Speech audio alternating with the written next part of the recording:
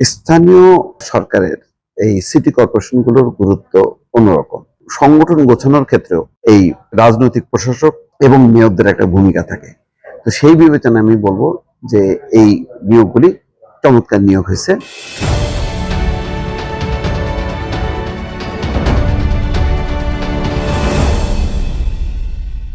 সরকার আর দেরি করেনি, ধামধাম করে বেশ কিছু নিয়োগ দিয়েছে। যেমন তাজুল ইসলামকে সরিয়ে, চিফ প্রসিকিউটরকে সরিয়ে আমিনুল ইসলামকে নিয়োগ দিয়েছে। কিন্তু তার চেয়ে আমার কাছে গুরুত্বপূর্ণ হচ্ছে ঢাকা উত্তর দক্ষিণ সহ 6টা সিটিতে প্রশাসক নিয়োগ।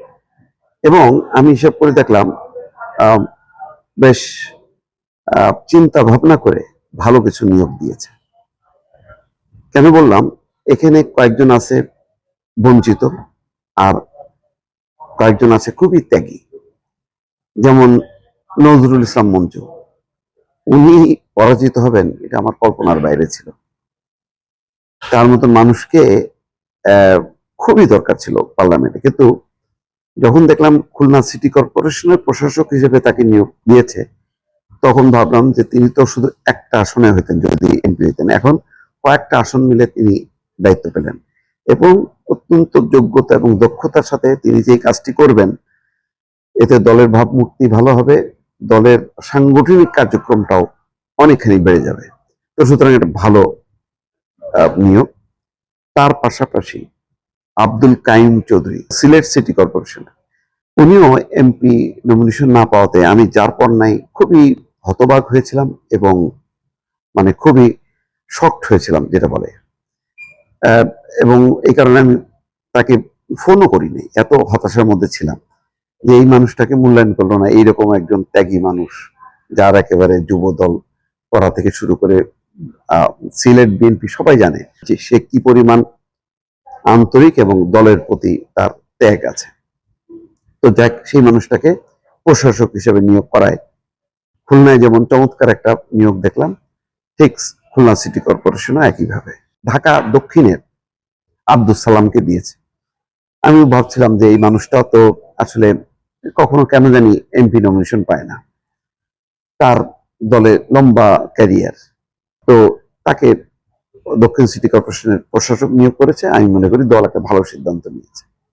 সাখাওয়াত হোসেন খান, মনে আছে নিশ্চয়ই, একসময় মেয়র নির্বাচন করেছিলেন অ্যাডভোকেট, এবং প্রতিকূল অবস্থার মধ্য দিয়ে সেই মানুষটাকে নারায়ণগঞ্জ সিটি কর্পোরেশনের প্রশাসক নিয়োগ করা হয়েছে। আরেকটা খুবই চমৎকার নিয়োগ শওকত হোসেন সরকার, যার উপরে আমি দেখছি যে প্রথম আলো একটা আলাদাভাবে রিপোর্টও করেছে। যেমন আলাদাভাবে রিপোর্ট করেছে নজরুল ইসলাম মঞ্জুর উপরে, নির্বাচনে হারের পর নতুন ভূমিকায় নজরুল ইসলাম মঞ্জু হলেন খুলনা সিটির প্রশাসক। তেমনি ইউপি চেয়ারম্যান থেকে গাজীপুর সিটির দায়িত্বে বাবা দাদাও ছিলেন ইউপি চেয়ারম্যান। চিন্তা করেন কি পরিমাণ ওনারা জনবান্ধব, একেবারে 3 প্রজন্ম ধরে, যে দাদা ছিলেন চেয়ারম্যান, বাবা ছিলেন চেয়ারম্যান, এবং তিনি এখন নিজে। শওকত হোসেন সরকার আমি মনে করি গাজীপুরের একটা চমৎকার নিয়োগ, এবং দলের একাধিক নেতাকর্মীও বলেছে যে স্থানীয় সরকার পরিচালনার অভিজ্ঞতার কারণে তাকে এই নিয়োগ দেওয়া হয়েছে। যেহেতু ইউনিয়ন পরিষদের চেয়ারম্যান হিসেবে তার অভিজ্ঞতা আছে, বাবার কাছ থেকে অভিজ্ঞতা, দাদার কাছ থেকে অভিজ্ঞতা, সব মিলায় চমৎকার মানুষ, এবং কোনো রকম স্ক্যান্ডেল নাই, কোনো রকম তার বিরুদ্ধে কোনো অভিযোগ নেই। শওকত হোসেন সরকার গাজীপুর মহানগর বিএনপির সভাপতি, তিনি কাশিমপুর এলাকার বাসিন্দা এবং একই ইউনিয়ন পরিষদের সাবেক চেয়ারম্যান গিয়াসউদ্দিন সরকারের ছেলে। তো 2003 সাল থেকে গাজীপুর সিটি কর্পোরেশন গঠনের আগ পর্যন্ত শওকত হোসেন কাশিমপুর ইউপির চেয়ারম্যান ছিলেন। তার মানে স্থানীয় সরকার কিভাবে সামলাইতে হয়, কিভাবে জনপ্রিয় থাকা যায়, সে অভিজ্ঞতা আছে। একই ইউপিতে, ওই ইউনিয়ন পরিষদে গিয়াসউদ্দিন সরকার প্রায়, তার বাবা, এই যে শওকত হোসেন সরকারের বাবা গিয়াসউদ্দিন সরকার 10 বছর চেয়ারম্যানের দায়িত্ব পালন করেছে। এর আগে তার দাদা জাবেদ আলী সরকার এবং চাচা সোহরাবউদ্দিন সরকারও পৃথক সময় 10 বছর করে চেয়ারম্যান ছিলেন। তার মানে পুরো পরিবারটাই ওই আদলে গড়ে উঠছে, যে এত জনপ্রিয় যে দাদা চেয়ারম্যান ছিল, দাদার পরে বাপকে চেয়ারম্যান করছে এলাকার লোকজন, তারপরে ছেলে চেয়ারম্যান, এবং এই মানুষটা গাজীপুরের এখন প্রশাসক নিযুক্ত হয়েছে। ধারণা করি যে তিনি হয়তো মেয়র নির্বাচনের, যখন মেয়র নির্বাচন হবে তখন তাকে দেওয়া হবে।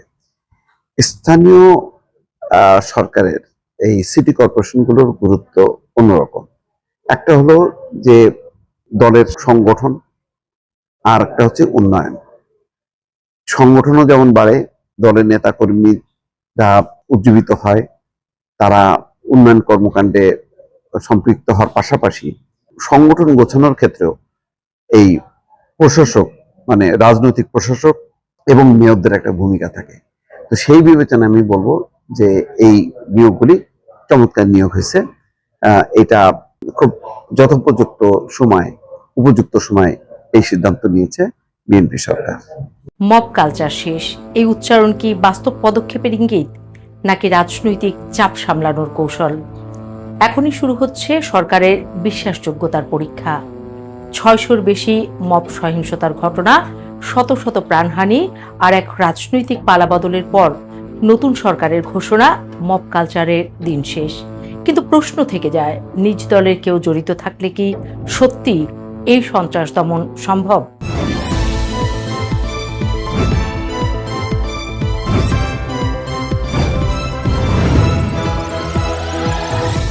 মনে আছে স্যার সলিমুল্লাহ মেডিকেল কলেজের সামনে এক ভাঙাড়ি ব্যবসায়ীকে পাথর ছুঁড়ে নির্মমভাবে প্রাণ কেড়ে নেওয়ার ঘটনা? মনে আছে জাহাঙ্গীরনগর বিশ্ববিদ্যালয়ের সাবেক ছাত্র শামীম মোল্লা, যিনি জনতার প্রহারে প্রাণ হারিয়েছিলেন? ঢাকা বিশ্ববিদ্যালয়ের ফজলুল হক মুসলিম হলে চুরির সন্দেহে তোফাজ্জল হোসেনকে মারধর করে মৃত্যুর মুখে ঠেলে দেওয়ার ঘটনাও কি আমরা ভুলে গেছি? এসব বিচ্ছিন্ন ঘটনা নয়, এগুলো এক প্রবণতার অংশ, দলবদ্ধ সহিংসতা, জনতার বিচারের নামে প্রতিহিংসার উল্লাস। 2024 সালের জুলাই গণঅভ্যুত্থানের পর বাংলাদেশে একটি শব্দ দ্রুত ছড়িয়ে পড়ে, মব কালচার। মানবাধিকার সংগঠনগুলোর তথ্য বলছে, অন্তর্বর্তী সরকারের সময় 600-র বেশি মব সহিংসতার ঘটনা ঘটেছে। শুধু 2025 সালে 460 জন প্রাণ হারিয়েছেন জনতার বিচারের নামে সংগঠিত সহিংসতায়, এমন তথ্য দিয়েছে হিউম্যান রাইটস কালচার ফাউন্ডেশন। এর আগে 2019 থেকে 2023 5 বছরে 215 জনের প্রাণহানি হয়েছিল মব সহিংসতায়, জানিয়েছে আইন ও সালিশ কেন্দ্র। 2024 সালে সংখ্যাটি ছিল 128, আর 2025-এ এসে তা দ্বিগুণের বেশি। প্রশ্ন হচ্ছে, এই বিস্ফোরণ কেন? বিশ্লেষকদের মতে, জুলাই পরবর্তী রাজনৈতিক অস্থিরতা, আইন শৃঙ্খলা বাহিনীর আত্মবিশ্বাসে ধস এবং অন্তর্বর্তী সরকারের নীরবতা, এই তিনটি উপাদান মিলে তৈরি করেছে এক বিপজ্জনক শূন্যতা। আর সেই শূন্যতার ভেতরেই জন্ম নিয়েছে দলবদ্ধ বিচার, যেখানে আইন নয়, আবেগ সিদ্ধান্ত নেয়। সবচেয়ে উদ্বেগজনক বিষয়, এই সহিংসতার সঙ্গে বিভিন্ন রাজনৈতিক পক্ষের সম্পৃক্ততার অভিযোগ।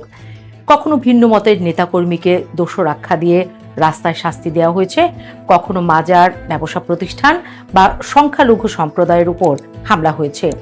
তৌহিদি জনতা বা অন্য ব্যানারে সংগঠিত আক্রমণের ঘটনাও সামনে এসেছে। এমনকি আইন শৃঙ্খলা বাহিনীর উপর হামলা চালিয়ে আসামি ছিনিয়ে নেওয়ার ঘটনাও ঘটেছে।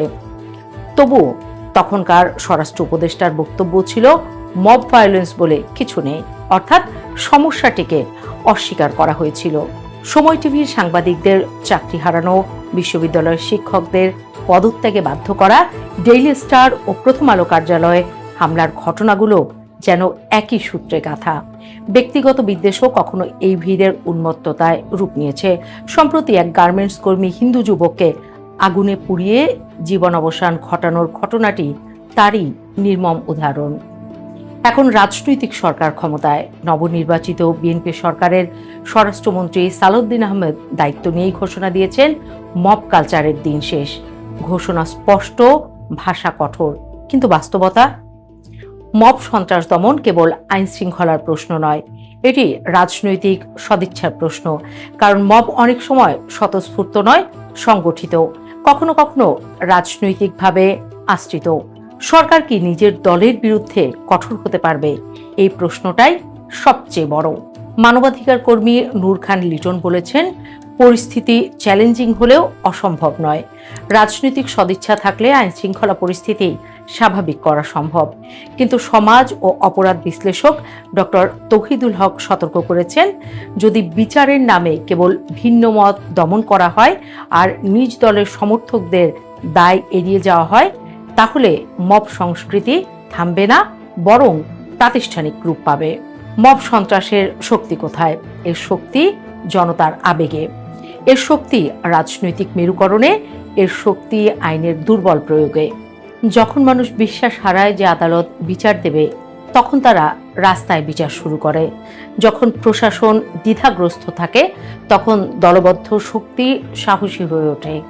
যখন রাজনৈতিক বক্তব্যে জনতার রায় ধরনের ভাষা ব্যবহার করা হয়, তখন সেটাই বৈধতা পায়।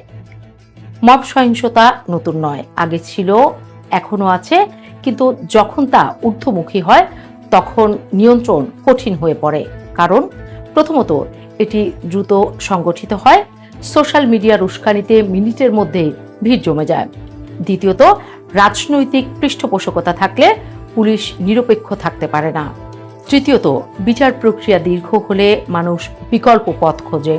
রংপুরের পীরগঞ্জে নির্বাচনের পর সিলযুক্ত ব্যালট উদ্ধারের ঘটনায় উপজেলার নির্বাহী কর্মকর্তাকে দলবদ্ধভাবে হেনস্থা ও গাড়ি ভাঙচুর, এটি দেখিয়েছে রাজনৈতিক সরকার ক্ষমতা এলেই মব থামে না, বরং নতুন শক্তির পরীক্ষা শুরু হয়। এই সরকারের সামনে তাই দ্বিমুখী চ্যালেঞ্জ। একদিকে দ্রব্যমূল্য নিয়ন্ত্রণ ও অর্থনীতি সচল রাখা, অন্যদিকে আইন শৃঙ্খলা পুনঃপ্রতিষ্ঠা। কিন্তু আইন প্রয়োগ যদি নিরপেক্ষ না হয়, তবে ঘোষণা কাগজেই থেকে যাবে। মব সন্ত্রাস দমন করতে হলে প্রয়োজন দলীয় পরিচয় নির্বিশেষে তাৎক্ষণিকভাবে গ্রেফতার ও দ্রুত বিচার, উস্কানিমূলক রাজনৈতিক ভাষার বিরুদ্ধে শূন্য সহনশীলতা এবং আইন শৃঙ্খলা বাহিনীর স্পষ্ট বার্তা, কেউ আইনের ঊর্ধ্বে নয়। পাশাপাশি সামাজিক প্রচার ও সচেতনতা দরকার। জনতার বিচার মানে ন্যায় বিচার নয়, অনেক সময় তা প্রাণনাশী উন্মত্ততা। রাষ্ট্র যদি কঠোর বার্তা না দেয়, তবে ভিড় বার্তা দেবে, আর সেই বার্তা হবে ভয়ঙ্কর। আইনের শাসন নয়, ভিড়ের শাসন। বাংলাদেশের ইতিহাস বলছে, রাজনৈতিক উত্তেজনার সময় দলবদ্ধ সহিংসতা বেড়েছে। আবার এটাও সত্য, নিরপেক্ষ ও কঠোর আইন প্রয়োগ পরিস্থিতি নিয়ন্ত্রণে আনতে পারে। এখন প্রশ্ন, নতুন সরকার কি সেই নিরপেক্ষতা দেখাতে পারবে? নিজ দলের কেউ জড়িত থাকলে কি এই কঠোরতা প্রয়োগ হবে? যদি হয়, তবে মব কালচার শেষ, স্লোগান নয়, বাস্তবতা হবে। আর যদি না হয়, তবে এই সহিংসতা শুধু নতুন মুখ পাবে, পুরনো প্রবণতা টিকে থাকবে। রাষ্ট্রের সামনে সিদ্ধান্ত স্পষ্ট, আইনের শাসন প্রতিষ্ঠা নাকি দলীয় সুবিধা রক্ষা। কারণ মব যখন শক্তিশালী হয়, তখন গণতন্ত্র দুর্বল হয়, আর গণতন্ত্র দুর্বল হলে রাষ্ট্র দীর্ঘমেয়াদে টেকসই থাকে না। নতুন সরকারের সামনে যে পরীক্ষাগুলো অপেক্ষা করছে, তার মধ্যে মব কালচার দমনই সম্ভবত সবচেয়ে কঠিন এবং সবচেয়ে নির্ণায়ক পরীক্ষা।